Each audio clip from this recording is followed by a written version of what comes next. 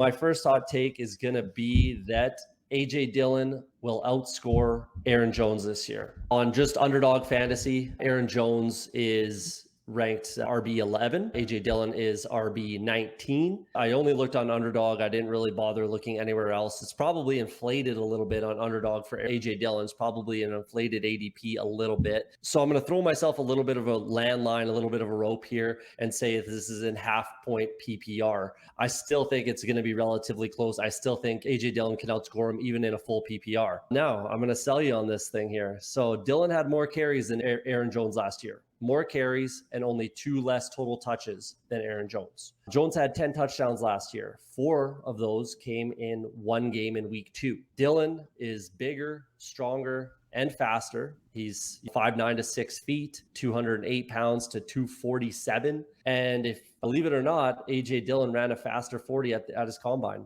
than Aaron Jones did. So I'm not legitimately saying, because obviously Jones is a little quicker. His shuttle time is a lot better, things like that. But in straight line speed, the numbers are there for it. I just think that we've seen Aaron Jones' ceiling. We've seen where he's going to peak. And that was 2 seasons ago, or maybe 3 seasons ago when he had 16 touchdowns, whatever the year was that he led the league in touchdowns. I think that was his absolute ceiling, and it's kind of all downhill from there. It's AJ Dillon's 24, 25-year-old season. Aaron Jones' 27, 28-year-old season. I think that AJ Dillon should get more of the goal line carries, more than Aaron Jones anyways. The Packers should look to run a little bit more this season, I would imagine. Obviously, Davante Adams is gone. They only had 399 running back carries total last year. Like I said, more, I think it was 187 to 71, something like that for AJ Dillon and Aaron Jones.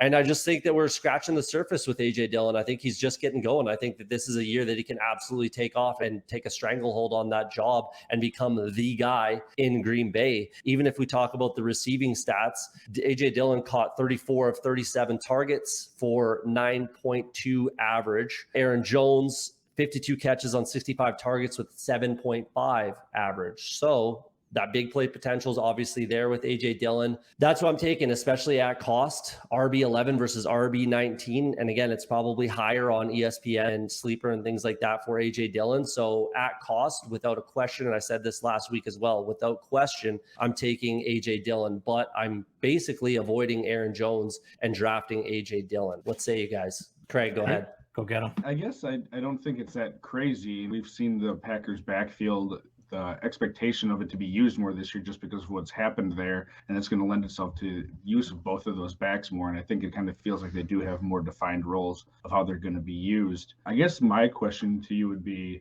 do you not really believe in the receiving work that people are so hyping up that Aaron Jones is going to get? Because especially in PPR leagues, that's going to matter a lot. And people are talking about him potentially being one of like top 2 or 3 leading receivers on the team if you're just looking at terms of catches. So is that something that you're taking into account, or you're just not buying into that hype as him as a receiver? I'm taking it into account, but I'm not buying into it as much as other people are. There's people out there saying he's going to get 120 targets, things like that. That's just not going to happen. Yeah, I really do not think that comes close. I could see him getting maybe 90 targets, which would be 30 more than he's ever had. The past 3 years, he's had 60 something, 63, 64, right around there, 68. I could see him maybe getting up to 90 and then maybe pushing it to call it 70 catches, but his carries are going to come back. His touchdown total should probably come back. He's not going to get, like I said, those goal line carries. He's not going to score as many rushing touchdowns. He had less rushing touchdowns than AJ Dillon did last season. And I think that's only going to continue going that direction. So again, I threw myself a little bit of a lifeline there with a half point PPR, but even in a full point, I still think that AJ Dillon is the running back to own in Green Bay, especially at cost. Sully, what do you think? Kind of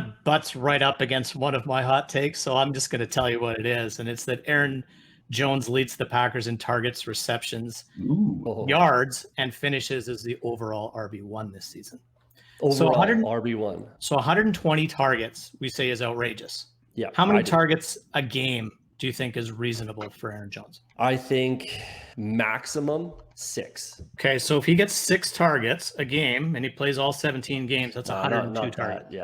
Yeah. And I don't like, so that's possible, but I don't, maybe not quite 6. Again, that's, there's some games where he might have 10. Some games he's going to have 3, that sort of a thing. So maybe 6. So 100 targets I could see. I look at his historical time in Green Bay when Davante Adams was injured, and those are his most productive days as a Packer. It was a 5-touchdown game against the Cowboys a few years back, a couple of 4-touchdown games. Aaron Rodgers is going to lean on someone he trusts. So do we believe that's Alan Lazard? I do not. I don't believe that it's Christian Watson or Dobbs or any of these other guys in town. I think he's going to spread the ball around. And if these guys drop the ball, we all know how Aaron Rodgers reacts. So he's going to lean on the guy that he knows can catch the football. And I agree with you. I think Dillon's going to catch the ball out of the backfield as well. And I think they're both going to finish as top 12 running backs. So there you go.